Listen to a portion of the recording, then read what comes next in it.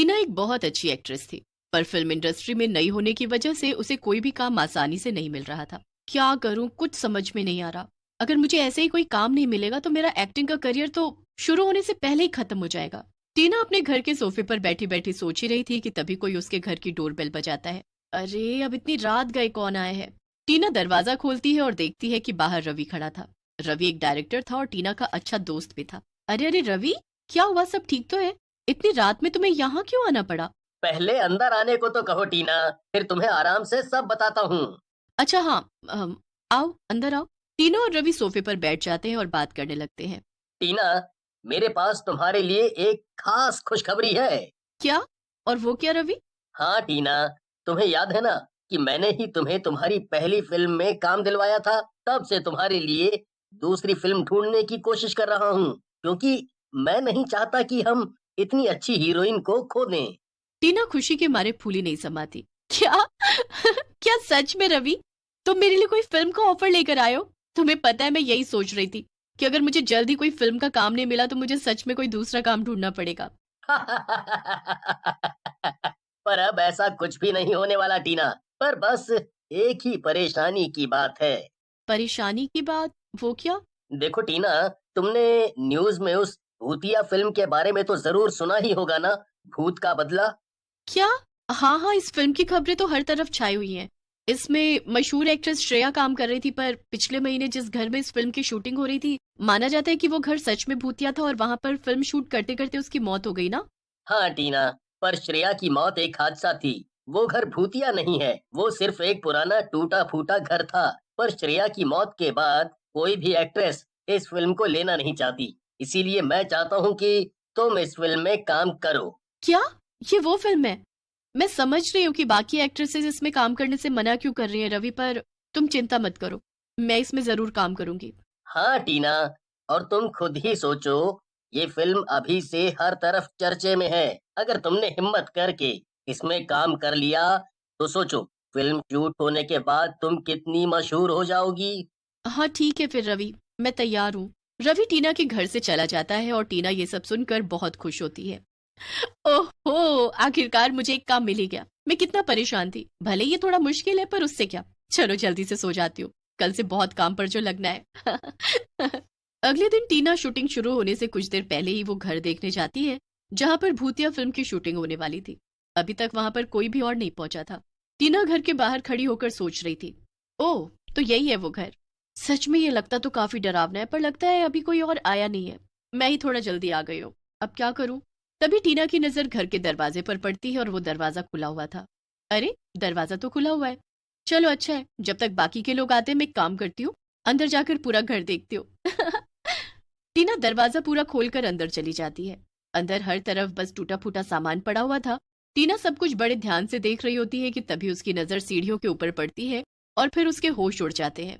टीना देखती है कि सीढ़ियों के ऊपर एक बड़ी ही भयंकर चुड़ैल खड़ी थी, जिसने एक छोटी चुड़ैल को गर्दन से पकड़ कर रखा था। वो भयंकर चुड़ैल अपनी डरावनी आवाज में टीना से बोलती है, चली जाओ यहाँ से। इतना कहकर वो भयानक चुड़ैल उस छोटी चुड़ैल को सीढ़ियों से नीचे फेंक देती है और ऐसा करने से वो छोटी चुड़ैल टीना के पैर के पास आकर गिरती है।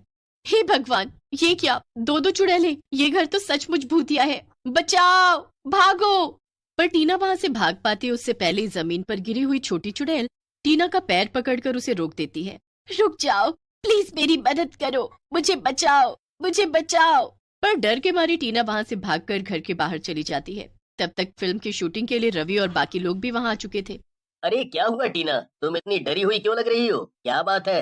क्या अंदर कोई मकड़ी या छिपकली देख ली क्या? नहीं नहीं रवि, अंदर दो दो चुड़ैलें थी, हम यहाँ काम नहीं कर सकते, वो हम सबको मार। ये सुनकर रवि जल्दी से टीना को खींचकर कोने में ले जाता है। अरे टीना, क्या तुम पागल हो गई हो? ये कैसी बातें कर रही हो? किसी ने सुन लिया तो सच में ये फिल्म बंद ही हो जाएगी। पहले ही काफी कुछ हो चुका है। ये सब बकवास है और सिर्फ तुम्हारा वहम है। अगर तुम्हें इस फिल्म में काम करना है तो शूटिंग तो यहीं पर होगी। बाकी तुम्हारी मर्जी, जाना हो तो अभी चली जाओ। टीना कुछ सोचती है, फिर रवि से कहती है, ठीक है, अब शायद वो सच में मेरा वहम होगा, पर मैं अंदर अकेले नहीं जाऊंगी। ठीक है, पर हम सबके साथ तो शूटिंग के लिए चलोगी ना? हाँ ठीक है, चलो।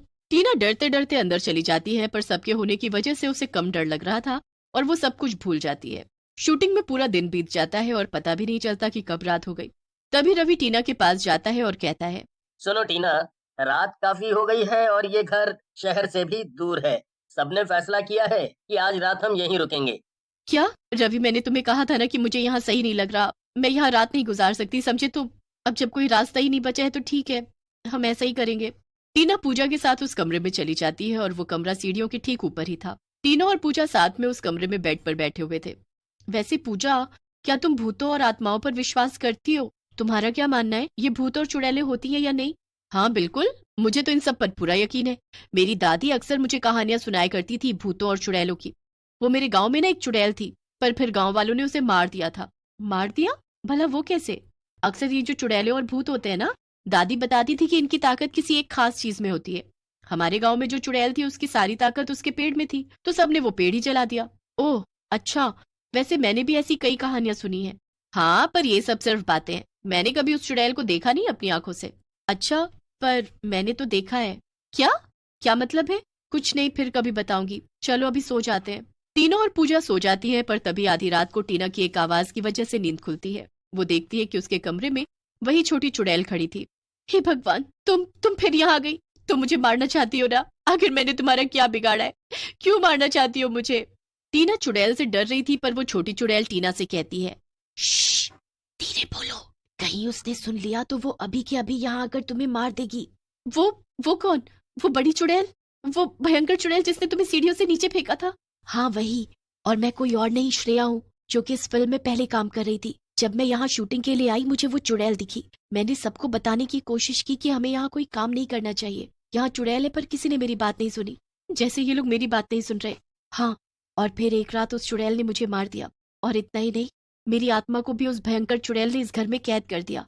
वो हर रोज मुझे ऐसे ही मारती पीटती है, और मेरी आत्मा को उसने बंदी बना कर रखा हुआ है। अब सिर्फ तुम ही कुछ कर सकती हो। हाँ, जैसे कि मैं यहाँ से अभी के अभी भाग सकती हूँ? नहीं, प्लीज मेरी मदद करो, सिर्फ तुम ही मेरी मदद कर सकती हो। और मुझे भी पता है कि इस फिल्म की तुम्हें कितनी जरूरत है। अगर उस चुड़ैल को हमने खत्म कर दिया तो तुम आराम से यहाँ शूटिंग कर पाओगी। हाँ वो तो सच है, पर मुझे करना क्या होगा? उस भयंकर चुड़ैल की आत्मा उसके कमरे में रखी हुई एक कुर्सी में कैद है। उसी कुर्सी पर बैठकर उसकी मौत हुई थी। तुम बस जाकर उस कुर्सी को तोड़ दो। हाँ, और वो भयंकर चुड़ैल मुझे खुशी खुशी ये करने देगी, है ना? नहीं, पर अभी वो अपने कमरे में उसी कुर्सी पर बैठकर सो रही है। मैं उसका ध्यान भटकाऊंगी और तब तक तुम उस कुर्सी को तोड़ देना, ठीक है ना? अच्छा ठीक है, मैं कोशिश करूंगी, लेकिन मुझे बहुत डर लग रहा है। डरो मत, हिम्मत रखो, बस ये एक मौका है जिसका तुम्हें फायदा उठाना है। इतना कहकर श्रेया की चुड़ैल उस कमरे में चली जाती है जहां पर भयंकर चुड़ैल अपनी कुर्सी पर सो रही थी। श्रेया हिम्मत करके उस भयंकर चुड़ैल के पास जाती है और जोर से उसके बाल नोचती है। कहीं तू पागल तो नहीं हो गई? तूने मेरे बाल कैसे पकड़े? तेरी इतनी हिम्मत! रुक, अभी तुझे बताती हूँ। पर इससे पहले भयंकर चुड़ैल श्रेया के साथ कुछ करती, श्रेया वहां से भाग जाती है और दौड़कर सीढ़ियों के नीचे चली जाती है। भयंकर चुड़ैल भी श्रेया के पीछे पीछे भागने लगती है। यही सही मौका है, मुझे अभी जाकर इसकी कुर्सी को तोड़ देना चाहिए। टीना मौका देखकर जल्दी से उस कमरे में जाती है और भयंकर चुड़ैल की कुर्सी को जमीन पर पटक पटक कर तोड़ देती है। भयंकर चुड़ैल इसके बाद आग से जलकर मरने लगती है। थोड़ी देर में वो भयंकर चुड़ैल जलकर गायब हो जाती है। उसके साथ साथ श्रेया की भी आत्मा गायब हो जाती है। अगले दिन से टीना खुशी खुशी अपने फिल्म की शूटिंग करने लगती है और सब कुछ